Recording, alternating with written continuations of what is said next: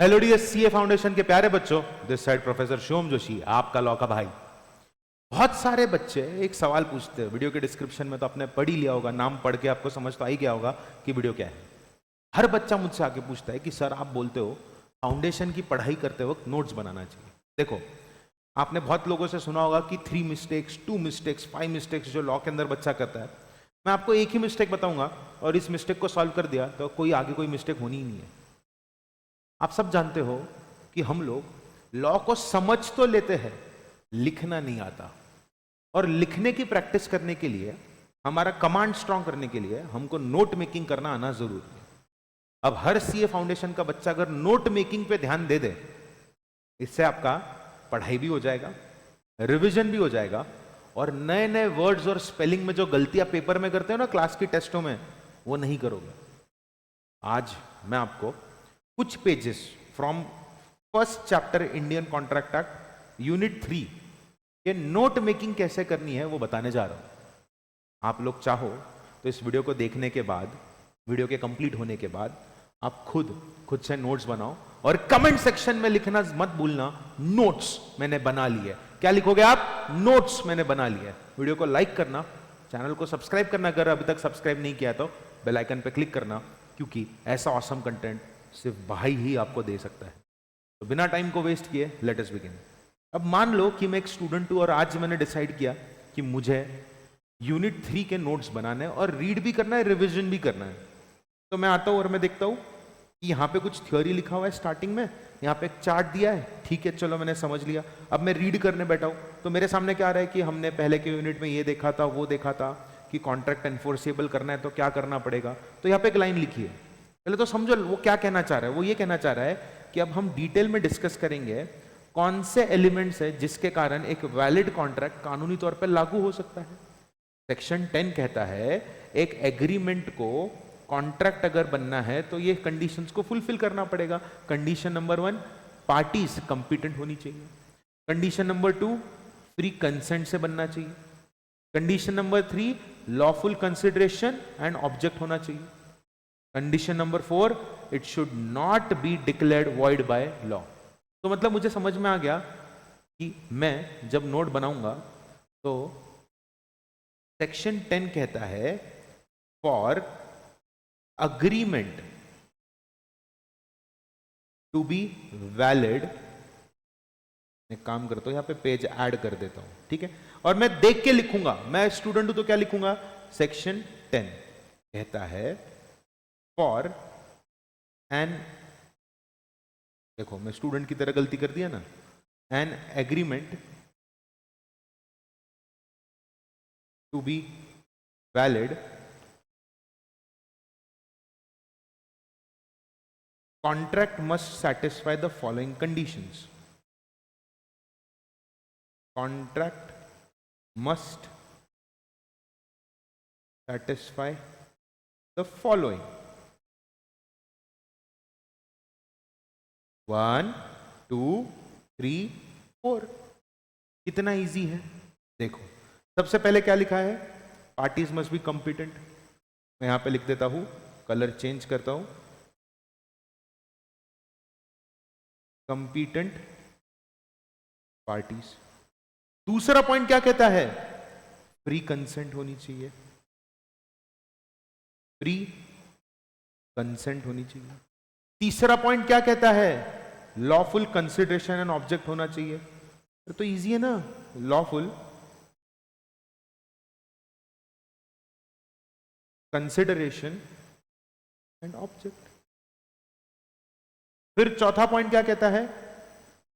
Should not B expressly declared void.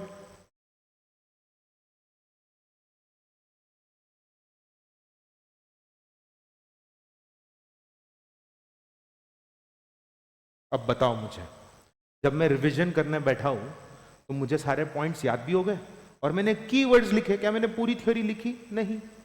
मेरे notes तैयार हो गए। अब मुझे एग्जाम से एक दिन पहले अगर पढ़ना है तो मैं इसको देखूंगा ना, मैं ये पूरा पढ़ूंगा क्या? The parties must be competent to contract? नहीं पढ़ूंगा। मैं टाइम वेस्ट नहीं करूंगा, मैं स्मार्ट गेम खेलूंगा। मैं अपने ब्रेन को ये बताऊंगा कि एग्रीमेंट को वैलिड होने के लिए इन कंडीशंस को सेटिस्फाई करना जरूरी है। Parties competent, free consent, lawful consideration object और it should not be declared expressly void. खत्म। कितना टाइम लगा? ये तो मैं आपको एक्सप्लेन कर रहा हूं, इसके लिए लगा ना। और जब हम पेशेंटली एक एक वर्ड, एक एक लाइन को लिखते हैं ना बच्चों, तो यहाँ पे मेमोरी में फिक्स होता है। और मैंने देख के लिखा ना, आपको भी देख के लिखना है। बहुत सारे बच्चे क्या करते हैं, लिख देते हैं आंसर। मैंने पेपर चेक किए, बच्चे आंसर लिखते हैं, लिखते वक्त उसमें स्पेलिंग मिस्टेक्स करते हैं। अरे भैया, अगर आपको बेसिक स्पेलिंग्स नहीं आ रही है तो आपके पास इतना तो भगवान ने भेजे में भेजा है ना कि आप देख के लिख सकते हो। तो गड़बड़ नहीं करनी है। पेशेंटली, प्यार मोहब्बत से हम लोगों को हर एक पॉइंट, हर एक लाइन लिखना है। आप बोलोगे सर ऐसा आपने लिख दिया, आगे का भी कुछ लिख के दिखा दो। लिख के दिखा देता हूं, पर आप लोगों को वादा करना है, आप लोग खुद के नोट्स भी ऐसे ही बनाओगे। देखो अब क्या लिखा है। अब आते हैं कैपेसिटी टू कॉन्ट्रैक्ट के अंदर। अब यहां पे पहले तो उन्होंने मीनिंग दिया कैपेसिटी का मतलब क्या होता है। Capacity equals to competence of parties to make contract. खत्म। तो यहां पे मैं क्या लिखूंगा, capacity equals to competence of party. खत्म। अब who is competent to contract? Contract के लिए कंपिटेंट कौन है? सबसे पहले क्वेश्चन। मैं क्वेश्चन आंसर अपने साथ करूंगा, घर पे पढ़ने बैठा हूं। कोई फॉर्मेट होता है क्या? मैं आपको एक फॉर्मेट बता देता हूं, इसी तरीके से करो। Who is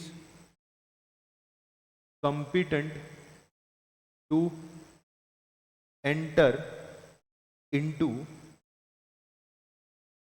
contract.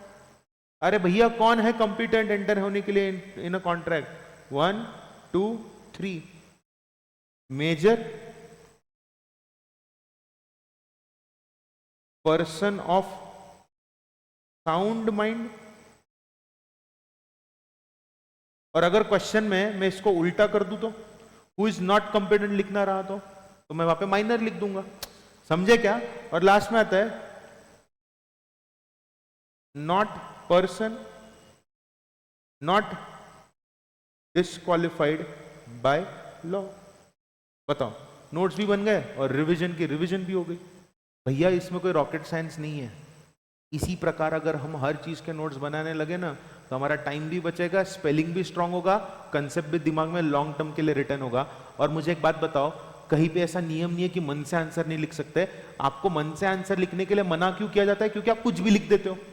कुछ भी नहीं लिखना है ना, सटीकता से आंसर लिखना है ना पेपर में, तो आपको ये प्रैक्टिस करनी पड़ेगी घर पे। और इसी से नोट्स बनते हैं। सोचो, मैंने रफ शीट्स मिलती है, A4 साइज के रूल्ड शीट्स मिलते हैं, मैंने उसकी बाइंडिंग करवा ली। यार, मैं घर पे बैठे बैठे कोई, मैंने आज रिवीजन करना है, मैंने सोचा लॉ पढ़ना है, अरे ऐसे लिख के निकालूंगा ना, कितना सुंदर तरीके से मेरे पास मेरा ही खुद का डेटाबेस तैयार हो जाएगा। किसी के ऊपर रिलाई करने की जरूरत नहीं पड़ेगी। क्या आप सब लोग, मैंने तो ये बताया, अगर आपको ऐसा एक और वीडियो चाहिए तो कमेंट करो सर 1 मोर वीडियो, मैं आपके लिए और डिटेल में ऐसा वीडियो बना के दूंगा। और अगर आपको ये समझ में आया तो आज ट्राई करो और कमेंट करना मत भूलना, जो मैंने आपको कमेंट करने बोला था। मिलते हैं अगले वीडियो में, तब तक के लिए हैप्पी स्टडिंग। चिल मारो, लोड मत लो, लोड दूसरों को दो। मिलते हैं अगले वीडियो में। Till then do whatever you want to do man, don't trouble anyone and don't even trouble yourself. यार, सब चीजें इजी है, सब सिंपल है, कुछ टफ नहीं होता, सब दिमाग के अंदर आपके कीड़ा है, दिमाग का फितूर है, फितूर। अगर अगला वीडियो चाहिए ऐसा और डिटेल में, जरूर कमेंट करना, और जितने ज्यादा कमेंट रहेंगे उतने ज्यादा मैं वीडियोस आपके लिए बना के लेके आऊंगा। तो प्रोफेसर शिवम जोशी, आपका लॉ का भाई, साइन ऑफ करता है।